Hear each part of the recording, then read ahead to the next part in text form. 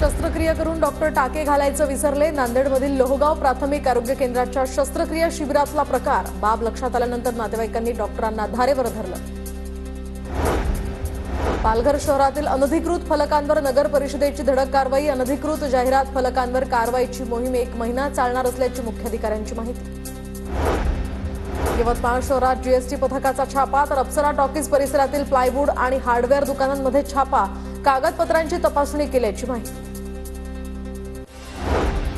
ओझरमध्ये गणेश जयंतीनिमित्त 30 जानेवारी ते 6 फेब्रुवारी दरम्यान अखंड हरिनाम सप्ताह आणि कीर्तनाचं आयोजन। विघ्नहर गणपती देवस्थान ट्रस्ट आणि श्री क्षेत्र ओझर यांच्या वतीने हा सुवर्ण महोत्सव आयोजित।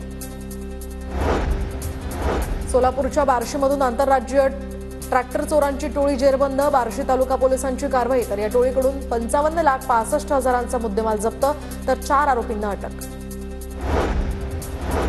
शहापूरमध्ये अट्टल दरोडेखोराच्या मुसक्या आवळण्यात शहापूर पोलिसांना यश तर अनेक गुन्हे दाखल असलेला कौवर सिंग ठाक ताब्यात।